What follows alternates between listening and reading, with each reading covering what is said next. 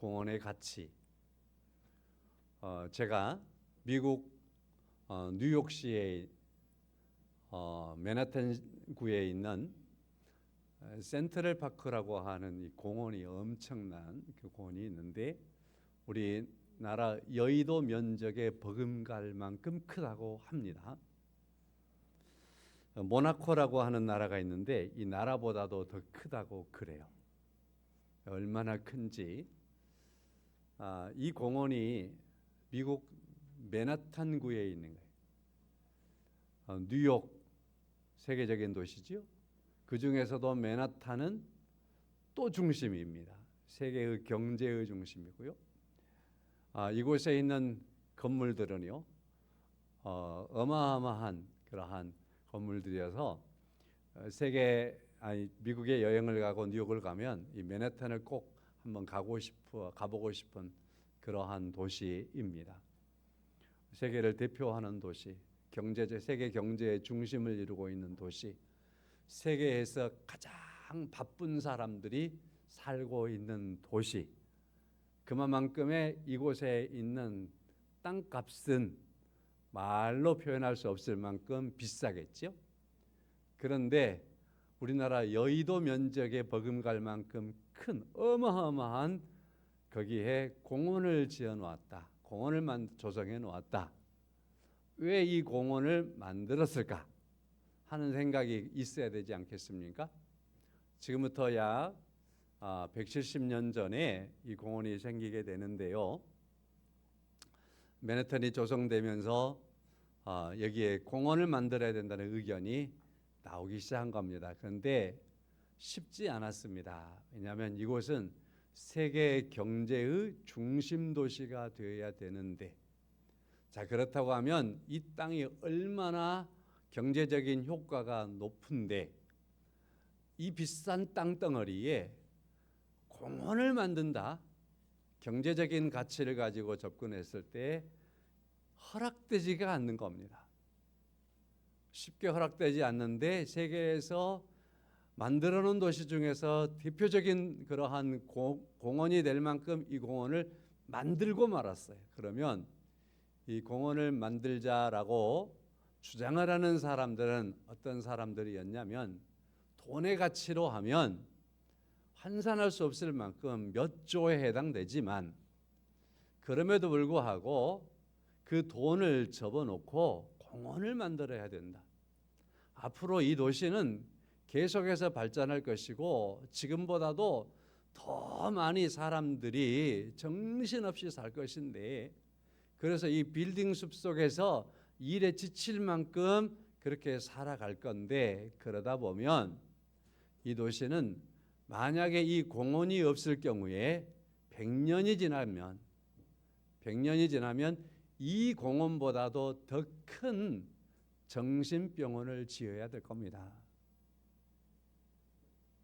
이 공원보다도 더 큰 정신병원을 지어야 될 일들이 발생할 겁니다. 그러한 시대가 다가올 겁니다.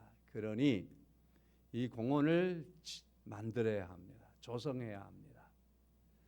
이 공원이 조성되는 것은 그래서 경제적인 효과로 접근할 문제가 아닙니다. 그보다도 더 가치 있는 일들이 있습니다. 사람들의 정신이 혼돈해지고 사람들의 마음들이 힘들어지고, 그래서 위로가 필요하고 쉼이 필요할 텐데 그 장소가 없으면 안 됩니다. 그래서 이 공원을 만들었다는 거예요.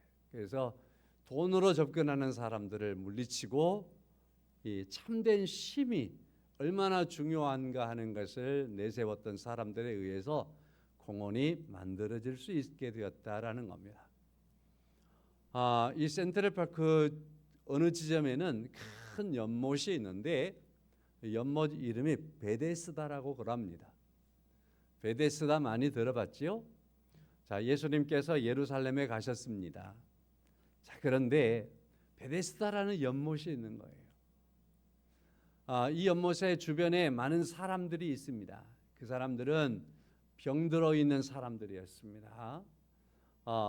신체를 전혀 움직이지 못하는 사람들도 있고, 그런가 하면은 저른바리도 있고요.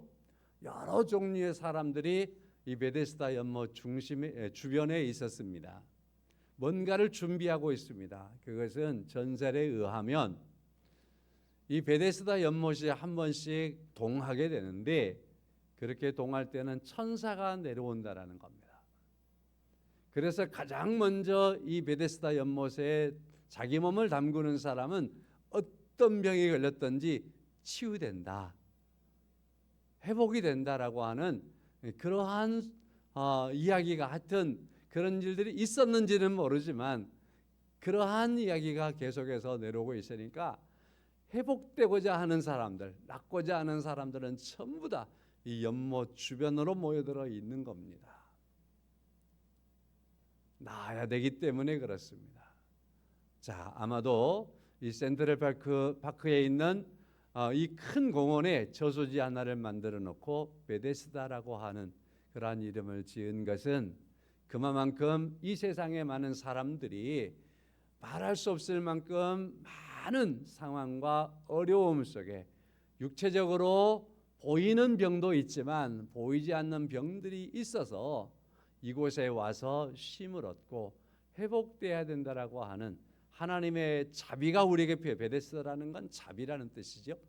자, 하나님의 자비를 원하는 것처럼 아마도 이 공원에서는 그와 같은 자비의 평안을 얻고 쉼을 얻어야 된다라는 의미 속에서 이 공원을 만들었지 않나, 이런 의미를 또 생각해 볼 수 있습니다. 우리 옆에 공원이 있는데 저 공원 아파트나 많이 지었으면 좋았을 것을, 그런 생각하신 분들은 조금 접어 놓으시고 저것이 만약에 없었더라면 100년 후에 저보다 더 큰 정신병원이 생겨야 된다, 그러한 접근을 해본다면 우리가 얼마나 많이 유익된 것인가 하는 것을 생각해 볼 수 있습니다. 자, 여기까지 제가 우선 서론으로 남의 공원 이야기를 그렇게 질비하게 얘기했습니다마는, 그러나 이러한 이야기들 속에서 우리가 접근해 볼 수 있는 게 있습니다. 그건 뭐냐면 하나님께서 이 땅에 인생을 지어 놓으셨는데 이 인생은요 반드시 쉼이 필요한 존재라는 것입니다. 쉬지 않으면 안 되는 존재라는 거지요. 오늘 제목이 마음의 쉼입니다. 우리의 육체도 쉬어야 하고 우리의 마음도 쉬어야 합니다.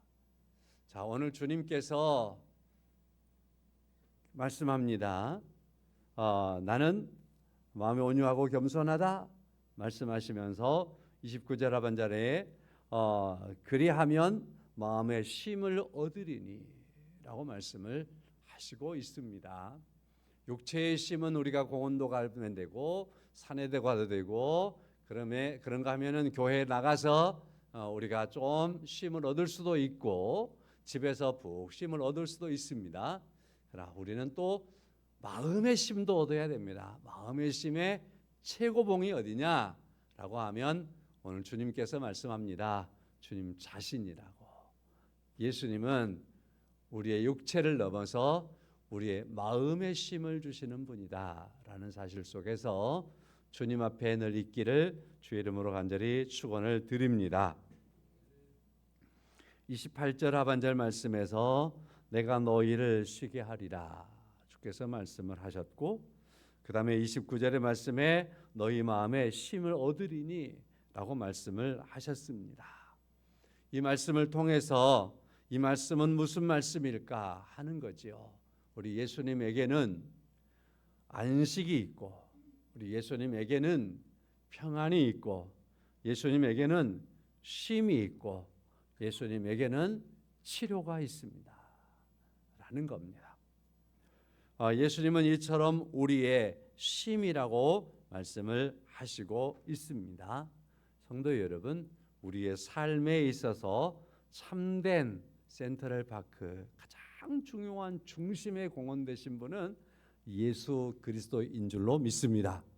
주님 안에서 참된 쉼을 항상 누려가시는 여러분과 제가 되기를 간절히 원합니다.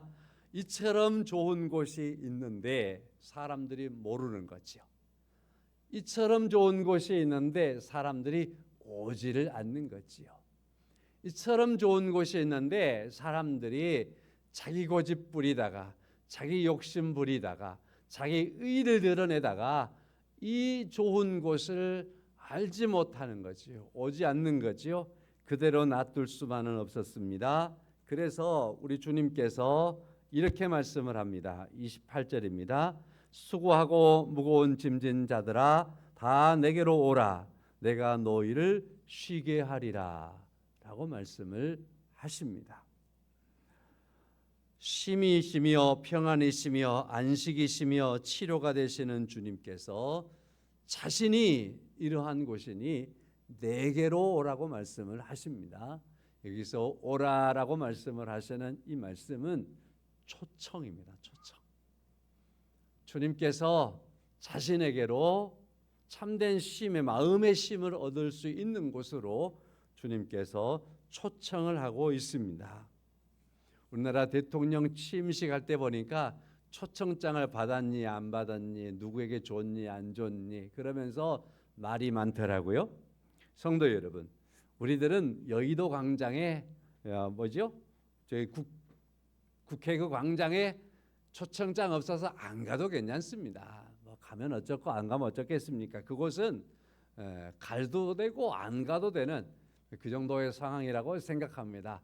혹시나 세상에서 조금 나는 거기 갔었어 라고 하면서 자랑거리는 될 수 있을지 모르지만 그러나 우리에게 참된 마음의 쉼을 줄 만큼의 장소는 아닙니다.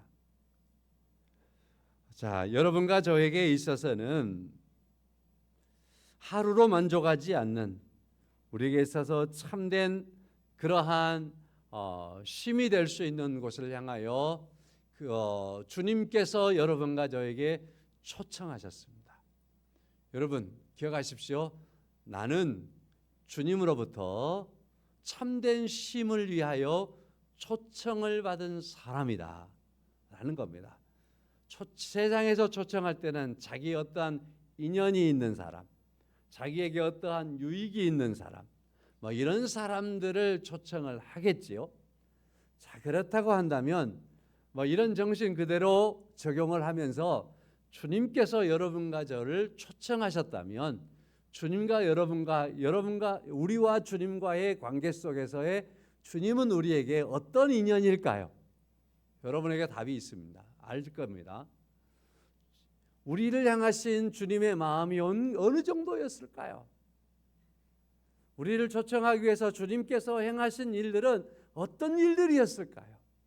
반드시 초청해야 하기 까닭에 그 초청하기 위해서 주님께서 하셨던 주의 일들, 주님께서 다 감당했던 그 많은 일들을 한번 좀 생각해 볼 수 있기를 바랍니다.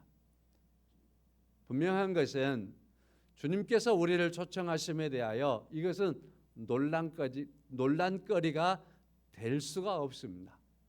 왜냐하면 우리를 초청하실 때는 최소한 하나님의 공의와 하나님의 정의와 하나님의 긍휼과 하나님의 사랑과 무한하신 하나님의 은혜가 작용했기 때문입니다.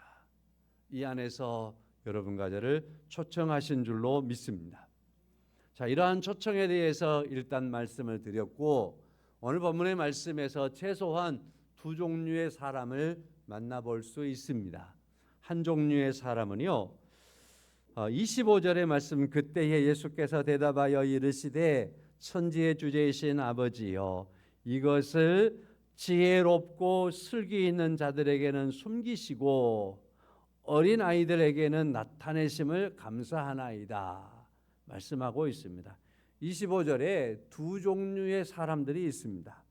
지혜롭고 슬기 있는 사람들이 있고 어린 아이 같은 사람들이 있습니다. 자, 지혜롭고 슬기 있는 사람, 이 사람들은 어떤 사람들일까요? 마태복음 11장의 말씀, 그 앞에 말씀 보면 세례 요한의 사역과 관련된 말씀이 있고요. 자, 그리고 또 그 바로 앞에 또 주님께서 주로 활동하셨던, 주님께서 주로 사역하셨던 그 지역들 고라신, 벳세다, 가버나움, 자, 이런 곳에 대하여 주님께서 저주하셨던 화에 대해서 말씀하시고 있는 그런 말씀이 있습니다. 자, 세례 요한이 예수님을 소개합니다. 예수님에 대하여서 증거합니다. 그러면서 여러분, 이 광야에 많은 사람들이 나왔는데 내게로 나오지 마시고 내가 소개하는 분, 내가 일러주시는 분, 내가 지금 안내하는 분, 그분에게 가셔야 합니다. 예수에게 가야 합니다. 나는 그분의 신들매도 감당하지 못할 만큼 나는 부족한 자이고 연약한 자이고 그분과 비교할 수 없습니다. 여러분이 나를 보고 나왔습니까? 아닙니다. 주님 봐야 됩니다. 내가 그분을 증거하고 있습니다. 주님께로 인도하는 거죠. 자, 그럼에도 불구하고 많은 사람들이 세례 요한의 말을 듣고서는 꼽박했지만은 주님께로 나오는 것을 많이 거역하는 이들이 있습니다. 주님께서 고라신이라든지 그런 거 베스세다라든지 가버나움이라든지 이러한 곳은 어디에 있는 지역이냐면요, 예수님께서 갈릴리 지역에서 3년 동안 거의 대부분의 사역을 하셨지 않습니까? 그 갈릴리 호수, 그 호수 중에서도 북쪽 편에 있는 마을들입니다. 고을들입니다. 이 고을들이 멀지도 않아요. 눈으로 보면은 여기 보이고 저기 보이는 윷동네처럼 보이는 지역들이에요. 그러니 주님께서 3년 동안 이 동네를 얼마나 이 동네 가고 저 동네 가고 계속해서 다니셨겠습니까? 그러면서 이곳에서 주님은 많은 사람을 치료하기도 했지만 하나님의 나라 복음을 증거하고 선포하시는 일들을 주님께서 많이 하셨습니다. 서당계 3년이면 풍어를 읊은다는데요, 정말 정신 차리고 있었으면 3년 동안 주님을 이곳에서 보았더라면 그들이 주님을 알아보고 주님께 나아갔을 겁니다. 그럼에도 불구하고 이 지역을 주님께서 화가 있겠다, 그렇게 말씀을 하시는 겁니다. 왜 그랬을까요? 이곳에 있는 많은 사람들, 세례 요한의 말을 듣지 않았거나 또한 주님께서 가르치고 선포하지만 그 주변에 오기는 했지만은 그러나 끝까지 주님을 자신의 쉼으로 받아들이지 못했던 사람들, 이 사람들은요, 오늘 첫 번째 사람들인 겁니다. 지혜롭고 슬기 있는 자들입니다.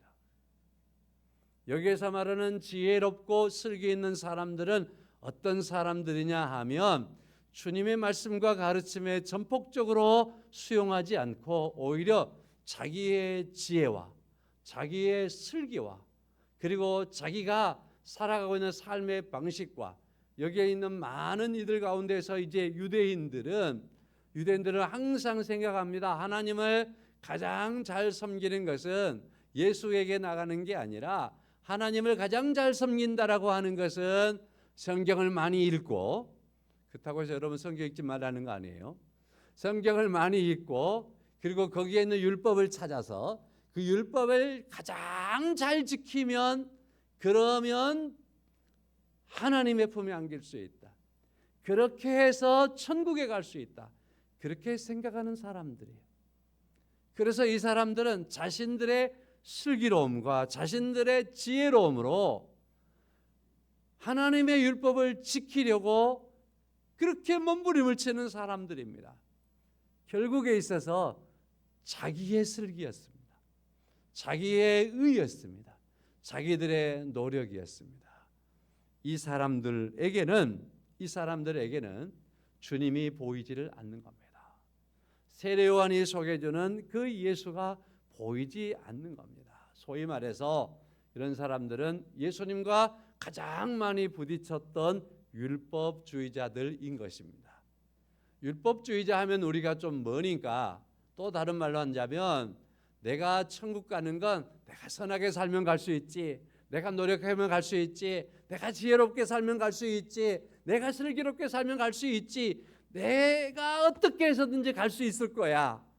자기의 의로 자기의 노력으로 갈 수 있다라고 생각하는 이 사람들은 참되게 천국에 갈 수 있는, 하나님의 나라에 갈 수 있는 그 길을 받아들이지 못하고 마는 겁니다. 그래서 이제 이해가 될 겁니다. 25절의 말씀에 천지의 주제이신 아버지여 이것을 지혜롭고 슬기는 자들에게는 숨기시고 율법주의자들에게는 숨기시고 자기 의로 나가는 사람들에게는 숨기시고 그런 말씀을 하시죠. 누구에게 나타내셨을까요? 어린아이에게는 나타내셨다라고 말씀합니다. 두 번째 사람은 어린아이와 같은 사람들이 되겠습니다. 젖먹이 아이가 있습니다. 이 아이는 배가 고프면은요 얼마나 울어대는지 모릅니다.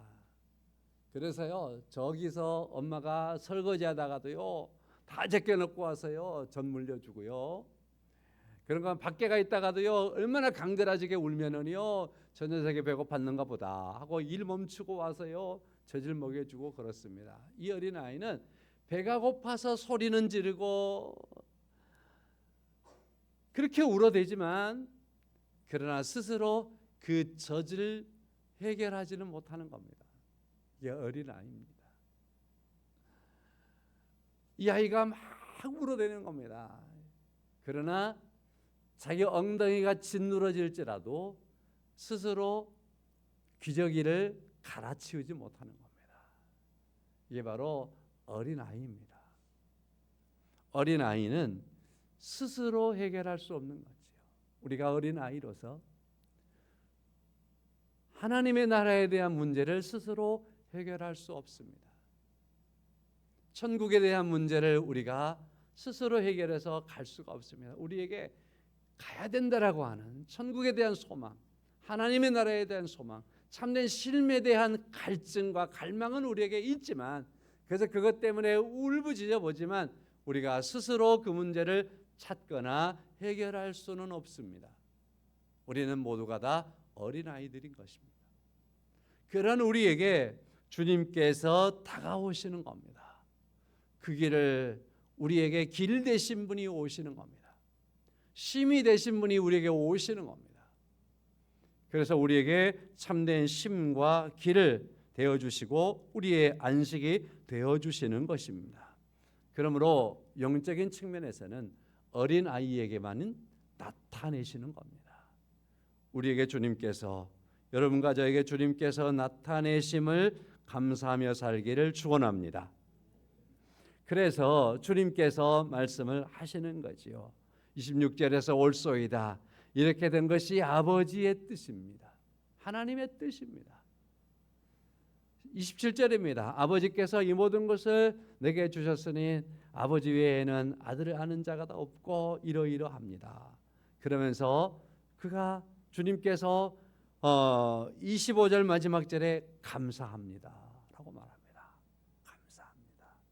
주님께서 여러분과 저를 찾아오셔서 어린아이 같은 우리가 주님을 통해서 참된 쉼과 안식과 마음의 쉼이 허락된 것에 대하여 나타낸 것에 대하여 주님이 감사했습니다.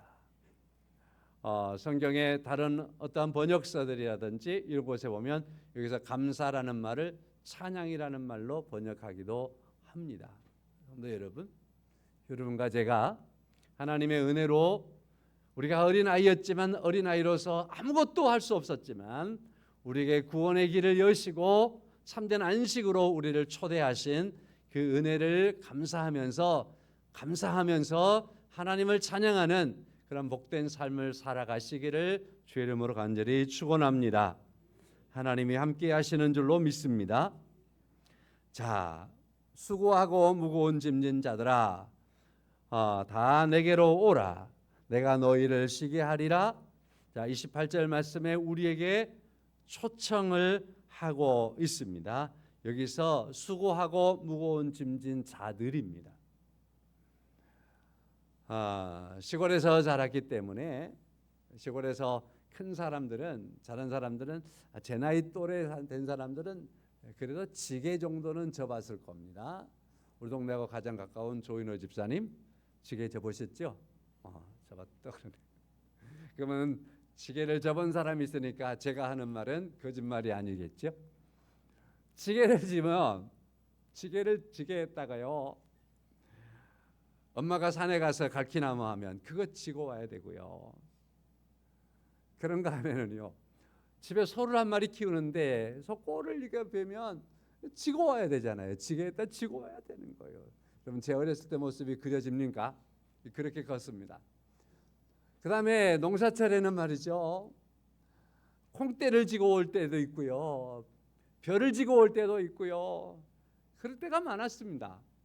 그렇게 크다 보니까 저보다 더 큰 양반들, 제가 그래서 작답니다. 그렇게 생각할 만큼 지게를 많이 접어왔습니다.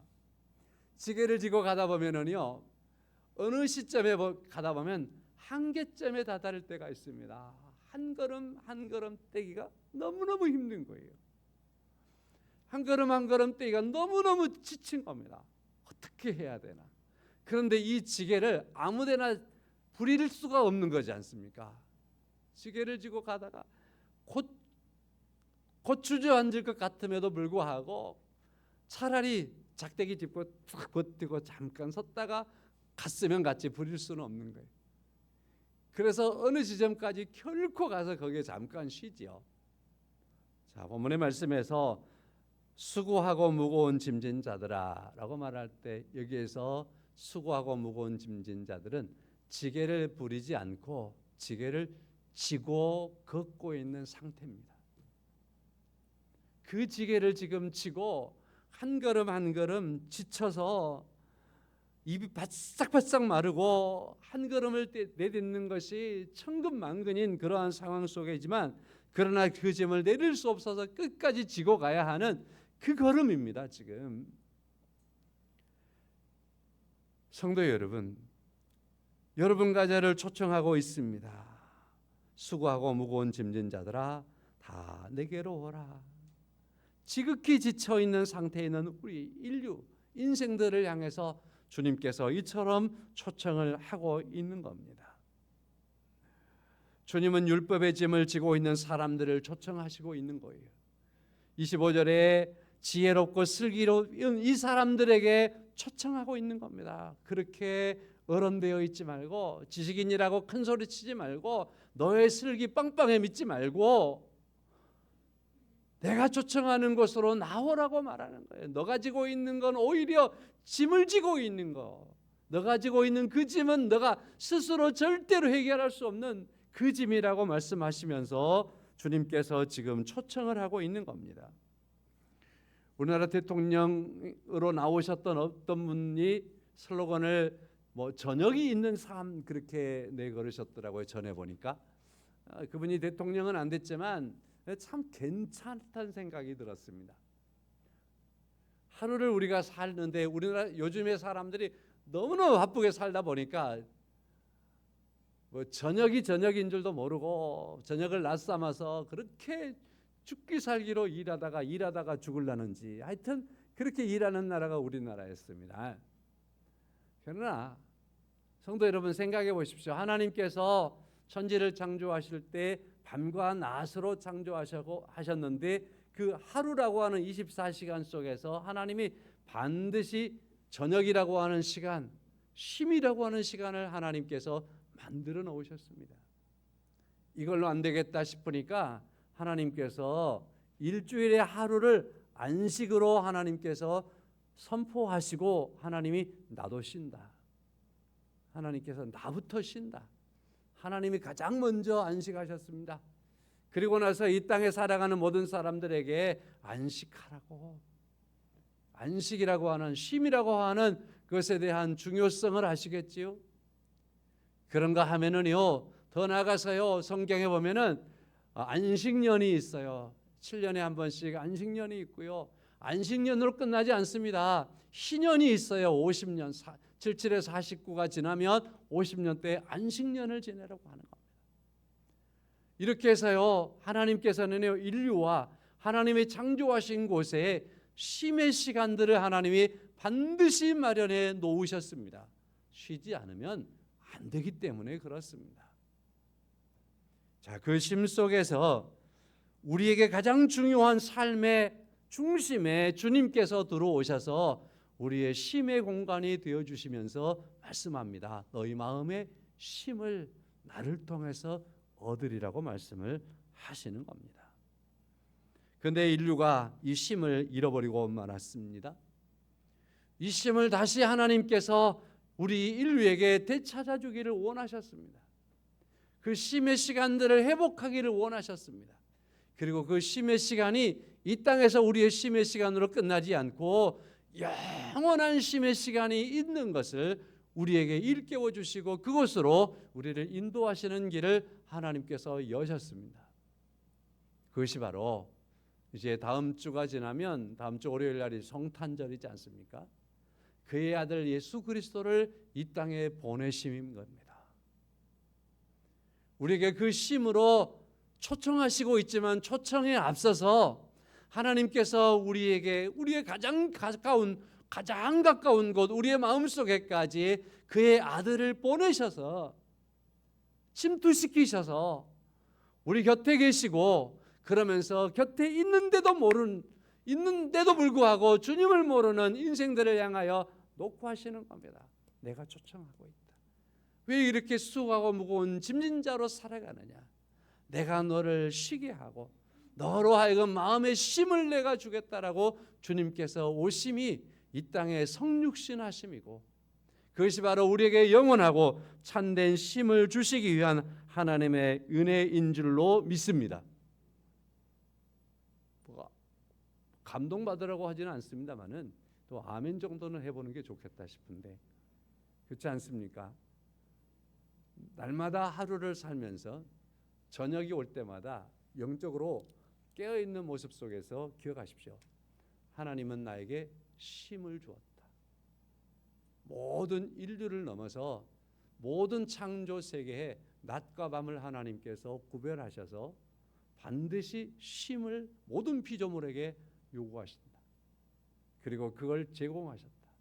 한 주간을 보내시고 주일을 맞이하시면서 이 쉼을 통해서 우리로 하여금 초청에 응하게 하시고 있다 하는 사실을 기억하시기를 바랍니다.